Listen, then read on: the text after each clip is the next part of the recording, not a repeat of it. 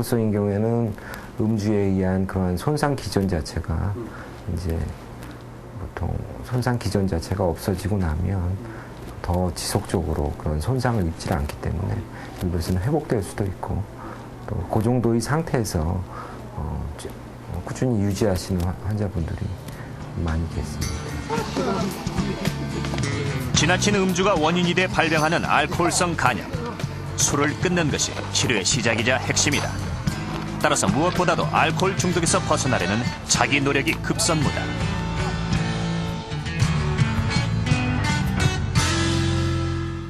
B형과 C형 만성 간염은 적절한 시기에 제대로 치료하지 않으면 간 경변 혹은 간암으로까지 진행되기 때문에 매우 위험합니다. 만성 간염 환자 24명을 대상으로 간염이 치료와 예방이 가능하다는 사실을 알고 있는지 물었는데요. 91.3% 이르는 대부분의 응답자가 치료와 예방이 가능하다는 사실을 알고 있었습니다.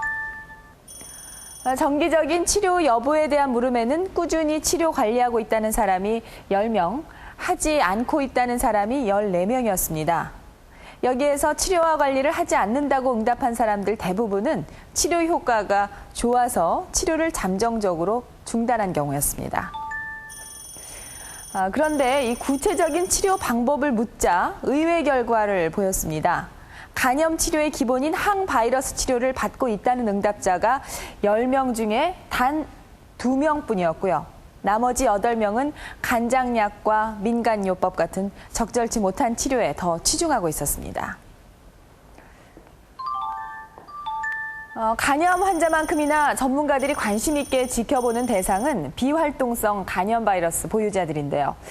이들 64명 중에서 B형 바이러스 보유자가 88.8%, 이 C형이 6.3%로 나타났습니다.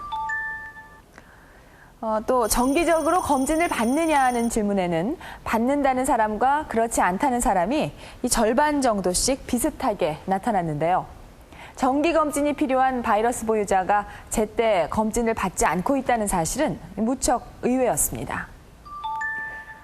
가족과 주변 사람들과의 관계에 대해서는 별로 신경 쓰지 않겠다는 응답이 가장 많았습니다. 비활동성 간염 바이러스 보유자들은 일상생활에서 제약을 받을 필요가 없지만 잠정적인 간염 환자라는 사실을 염두에 두고 정기적인 검진과 함께 항상 자신의 건강 상태를 주의 깊게 살펴야 합니다.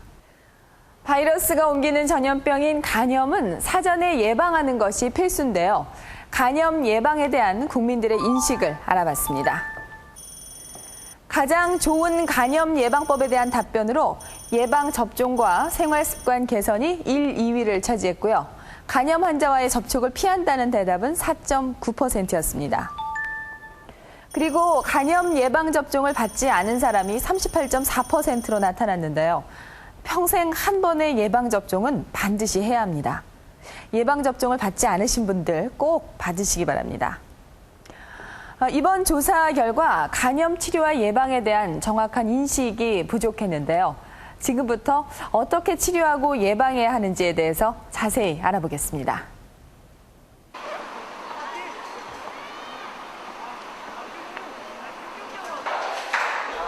학교에서 행정 업무를 보고 있는 김재중 씨.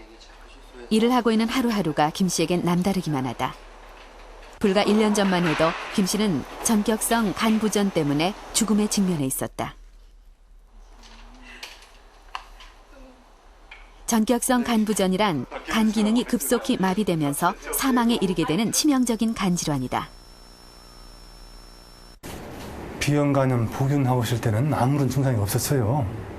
아무런 증상이 없었고 이제 전격성 간 부전으로 판명됐을 때 그때는 많이 피곤하고 자꾸 눕고 싶고 잠이 오고 그다음에 이제 소변 색깔이 이제 콜라색으로 짙어지고 그런 정도였어요. B형 간염 바이러스 보유자였던 김재중 씨가 간염 증세를 보이기 시작한 건 만성 신부전으로 신장 이식을 받은 이후였다. 이식 거부 반응을 줄이기 위해 처방한 면역 억제제 때문에 만성 간염이 왔고 그래서 복용한 항바이러스제도 소용이 없었다. 수치가 떨어져서 그런 건 아니고 내성이 와서 약을 써도 효과가 전혀 없기 때문에 점점 악화되고 있고 그래서 이제 부득이 끊을 수밖에 없었던 거죠. 그러면 약을 끊으면서도 이 상태가 나빠질 것이다라는 예상은 됐네요. 그렇죠. 뭐 예상은 하고 있었던 거죠. 그러나 이제 지켜보고 있는 사이에 이제 본인이 더 심하게 나빠지고 나서 이제 찾아오게 됐었죠. 근데 뭐 사실은 중간에 왔었어도 저희로서 당시로서는 뭐 사실은 좋게 해줄 수 있는 방법이 마땅치는 않던 것은 사실이었고. 그 당시만 해도 내성 바이러스를 잡을 수 있는 항바이러스제가 아직 개발되지 않은 상태였다. 김 씨의 간 기능이 마비돼 당장이라도 죽을 수 있는 심각한 상황. 간 이식만이 유일한 희망이었다. 결국 두 아들의 간을 동시에 이식받는 과정에서 죽음과 사투를 벌여야만 했던 김재중 씨. 그때 내성을 극복할 수 있는 간염 치료제가 있었다면 이런 고통은 없었을 거라며 김 씨는 아쉬워한다.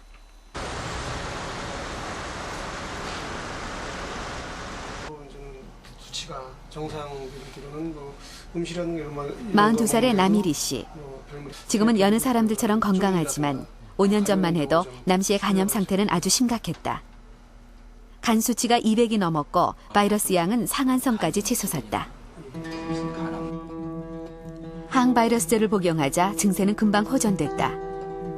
그러나 2년 후 약에 내성이 생기면서 염증은 점점 심해졌다. 그 당시만 해도 그 남의 내성 바이러스에 쓰는 약제가 그때 구할 수 없었어요. 그래서 이제 남의 내성 약제를 치료해서 그때 이제 인터페론도 써보고요. 그다음에 사이모신 써보고 이제 그 당시 할 수 있는 방법들을 당구를 했는데 결국 남의 내성 바이러스 문제를 해결을 못했어요.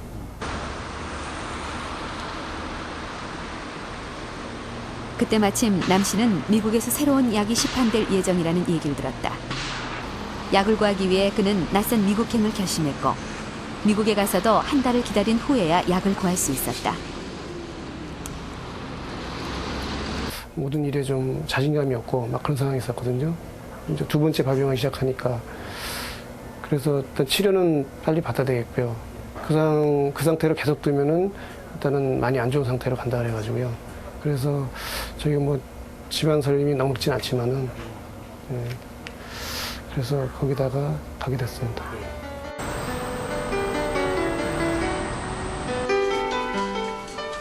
고된 일도 거뜬히 해낼 만큼 건강을 되찾은 남일희 씨.